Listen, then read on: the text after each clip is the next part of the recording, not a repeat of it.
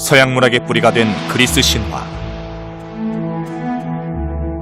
신화 속의 영웅들을 그린 호메로스의 대서사시 일리아스와 오디세이아. 일리아스가 언젠가는 죽어야 하는 인간의 운명을 노래했다면, 오디세이아는 생존과 귀환, 그 과정에서 필요한 인내와 지혜를 통해 인간적 삶의 본질을 노래하고 있다. 떠났다 돌아오기를 또 반복하다가 그 죽는 것이 영생을 얻는 것보다 더 값지다는 겁니다. 오디세이아가 신화 속의 영웅을 통해 인간의 참모습을 어떻게 보여주고 있는지 현대적 관점에서 재해석해보는 통찰의 시간. 늘 뒤풀이되는 신화라고 하는 게 인류가 처음으로 만들어낸 이야기여서 원초적인 이야기 요소들을 가지고 있고, 오디세이아의 전체 얘기도 네. 사실은 그 인간의 아주 원초적인 체험이 그 바닥에 네, 아주 네. 패턴으로 깔려 네. 있습니다. EBS 특별기획 통찰, 고전, 인간을 말하다, 오디세이아 제1편. 과연 수천 년 전의 이야기가 오늘날 우리에게 던지는 메시지는 무엇인지 함께 생각해보자.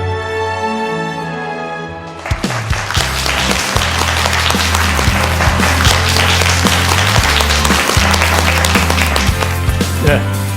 전 시간 그 강대진 교수로부터 일리아스에 관해서 아주 깊이 있는 설명을 들었습니다. 저는 오늘 오디세이아에 관해서 말씀을 드리도록 하겠습니다. 오디세이아는 어떤 작품이냐? 이 작품 제목은요, 오디세우스에 관한 노래다 하는 뜻입니다. 오디세이아, 오디세우스의 노래입니다. 번역을 하면.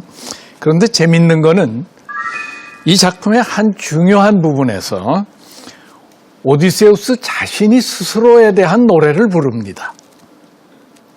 그래서 적어도 부분적으로는 서사시 제목이, 오디세이아라는 제목이 오디세우스가 하는 노래다라는 뜻으로도 해석할 수 있습니다. 이 강연에서 저는 바로 그 부분에 초점을 맞출 것이라는 걸 미리 말씀드리겠습니다. 호메로스가 오디세우스를 어떤 사람으로 그리고 있는지, 또 오디세우스 스스로는 스스로를 어떻게 생각하고 있는지 이 말씀을 드리겠다는 겁니다. 오디세우스는 10년에 걸친 전쟁 끝에 트로이아를 함락시키는데 결정적인 공을 세운 장본인이죠. 물론 일리아스의 주인공인 아킬레우스가 당시 전쟁터에 나선 모든 적과 아군 막론코 다 비교해서 가장 뛰어난 용사입니다. 그건 의심할 바가 없습니다. 그런 그가 트로이 성의 굳건한 보류인 헥토르를 죽이면서 전쟁의 승패가 확실하게 결정되었습니다. 그런데 사실은 그래 보이는 겁니다. 헥토르가 죽고 나서 곧 이어 아킬레우스도 죽자 전황이 이게 또 지지부진이 돼버렸습니다. 이게 트로이아가 정말 함락이 될지 안 될지 모르는 상황이 된 거죠. 그렇게 또 한동안 계속될 것 같던 전쟁은 여러분들 다 아시는 트로이아 목마 작전 때문에 결국은 그리스군의 최종적인 승리로 마무리될 수 있었죠. 바로 그 유명한 트로이아 목마 작전의 주인공이 그 작전을 고안하고 실행한 사람이 오디세우스입니다. 그러니까 트로이아 성을 함락한 최종적인 공로는 오디세우스가 갖게 되는 겁니다. 그리고 그 순간은 오디세우스 일생에서 가장 빛나는 때입니다. 그렇겠죠. 당시로서는 세계대전에 해당하는 것인데 그 세계대전에서 최대의 공로를 세웠으니까 오디세우스는 그 일생 중에 그 순간이 가장 훌륭한 순간이었을 겁니다. 그러나 그 이야기는 트로이아 목마 작전 얘기는요, 일리아스에서도 나오지 않고 오디세우스가 주인공인 오디세이아에도 나오지 않습니다. 오디세이아의 줄거리를 살펴보자. 오디세우스의 노래라는 의미인 오디세이아. 주인공 오디세우스가 트로이 전쟁을 끝내고 고향 이타카로 돌아가는 길에 겪은 모험과 방랑을 다룬 파란만장한 모험담이다. 증오받는 자라는 뜻을 지닌 오디세우스는 트로이 전쟁에서 큰 공을 세우고 고향 이타카로 돌아가려 항해에 나선다. 나 오디세우스가 가장 격렬하게 전투를 벌였고 마침내 당당한 아테나의 도움으로 승리를 이루었구나. 그런데 승리를 거둔 나는 아직도 고향으로 돌아가지 못하고 있다니.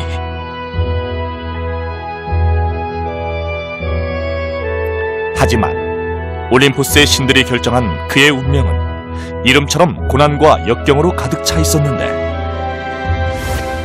항해 도중 포세이돈의 아들인 외눈박이 거인 폴리페모스를 만나 동굴에 갇힌 오디세우스. 가까스로 탈출했지만 요정 키르케의 마술에 걸려 일행이 모두 돼지로 변하는 위기를 겪는다.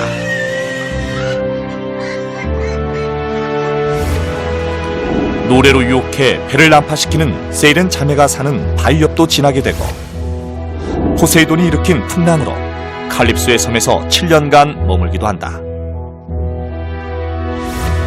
귀향을 위해 하데스가 지배하는 저승까지 찾아갔던 오디세우스. 이후에도 몇 번의 난파와 표류 등 죽을 고비를 넘기지만 천신만고 끝에 고향 이타카 섬으로 돌아가는 10년간의 여정을 그리고 있다. 오디세이의 구성은 이렇습니다. 전체 작품이 딱 일리아스와 마찬가지로 24권으로 되어 있습니다. 그런데 크게 두 부분으로 나눠서 1권에서부터 12권까지는요. 오디세우스가 귀향길에 나서서 자기 고향인 이타카 또는 이타케에 도달하기 사이에 일어난 일들이 들어 있습니다. 13권에서부터 24권은 고향 이타케에 도착해서 오디세우스가 벌린 일을 이야기를 하고 끝이 납니다. 일리아스하고 아주 유사하게 오디세이아에서도 호메로스는 10년 동안의 일을 일어난 순서대로 줄줄이 소위 편년체라고 그러죠. 그런 방식으로 이야기를 하질 않습니다. 10년이 다 채워지기 직전 종료 약 한 40일 전쯤에 있었던 일을 이야기하면서 그 안에다가 귀향길 10년 얘기를 모조리 압축해서 집어넣은 거죠. 네. 전반부 그 40일 중에도 대부분은 전반부에 배당이 되어 있고요. 후반부는 닷새 정도만 배당이 되어 있습니다. 그러니까 이렇게 시간 배정을 불균형하게 했는데요. 사건이 일어나는 공간 배정도 상당히 차이가 있습니다.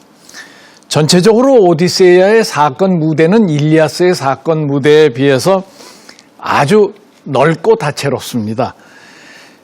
신들의 공간인 사람 사는 공간 말고 신들의 공간인 올림포스 사는 일리아스에도 나오고 오디세이아에서도 나옵니다마는 인간 세계 경우에 일리아스의 무대는 트로이 성 앞에 그 공간뿐입니다. 그러나 오디세이아에서는 그리스에서 스파르타, 필로스 뭐 그런 지역도 나오고요. 이야기 속에 언급이 되기는 하지만 이집트, 크레타, 그 다음에 가없는 바다, 그 바다에 여기저기 멀리 떨어져 있는 섬들, 세계 끝, 그리고 지옥까지, 하데스라는 곳까지 사실은 굉장히 많은 장소가 망라되어 있습니다. 그런데 이런 공간상의 대부분 다채로운 지역도 전부 전반부에 몰려 나옵니다. 후반부에는 이타카뿐이에요. 그러니까 전반부와 후반부가 상당히 시간적으로도 불균형되어 있고 공간적으로도 또 마찬가지로 불균형되어 있습니다. 그러다가 보니까 전반부에는 긴 시간대에 여러 곳에서 일어나는 많은 사건을 담아야 하니까 사건 진행 속도가 엄청 빠릅니다. 그리고 그중 상당 부분은 오디세우스가 회상을 통해서 그 플래시백이라는 기법이죠. 뭐 오늘날 영화 보는 사람들 참 친숙한 기법일 겁니다. 이게 근 3,000년 가까이 전에 만들어진 작품인데 이미 그때 그런 기법을 썼어요. 그래서 오디세우스에 일어나는 사건 중 상당히 중요한 사건은 오디세우스의 회상을 통해서 독자들에게 알려지고 그것이 이 강의 시작하면서 말씀드린 대로 오디세우스의 노래입니다. 그리고 제가 특별히 집중 조명할 부분입니다. 그 기법을 통해서 오디세우스는 자기의 기억 속에, 그러니까 자기 의식 속에 사건 무대를 이동시켜가지고 거기는 외눈박이 거인도 나오고 뭐 노래로 사람을 홀리는 세이렌 요녀도 나오고 머리가 몇 개씩 달린 괴물 스큘라도 나오는 등 환상과 마술의 우화가 전개되기도 합니다. 그에 반해 후반부에서는요, 사실적인 사건들이 천천히 진행됩니다. 아주 디테일까지 다 묘사해가며 옛 주인과 하인, 아버지와 아들의 관계, 불안당과 그 피해자의 이야기, 아내와 남편 사이의 미묘한 느낌의 오고감, 실제 인간 삶의 여러 면모가 그 디테일까지 아주 세세히 조명이 되면서 사건 아주 속내까지 들여다볼 수 있게 해줍니다. 오디세이의 전체 줄거리를 조감을 하고 그 작품의 서사구조적 특징을 말씀드리도록 하겠습니다. 바닷길을 헤쳐오셨나요? 장사를 하는 사람들인가요? 아니면 모험을 하고 있는 중인가요? 넬레우스의 아들 네스토로야, 모든 아카이안들의 영웅이셔. 우리는 네온 산 밑에 있는 이타카에서 왔습니다.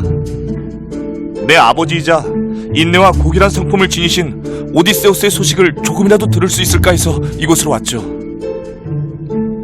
사람들이 말하기를 그분은 그대와 함께 트로이성을 함락시켰다고 합니다. 트로이와 싸운 다른 용사들의 소식과 죽음에 대해서는 익히 들었습니다. 그런데 크로노스의 아들이신 제우스께서 그분의 죽음을 어둠 속으로 감춰버리셨죠. 육지에서 적들의 손에 죽었는지 바다에서 암피트리테의 파도 사이에서 죽었는지 아직까지 말해준 사람이 없습니다. 제발 알고 있는 사실을 모두 말씀해 주십시오. 호메로스는 왜 시작부터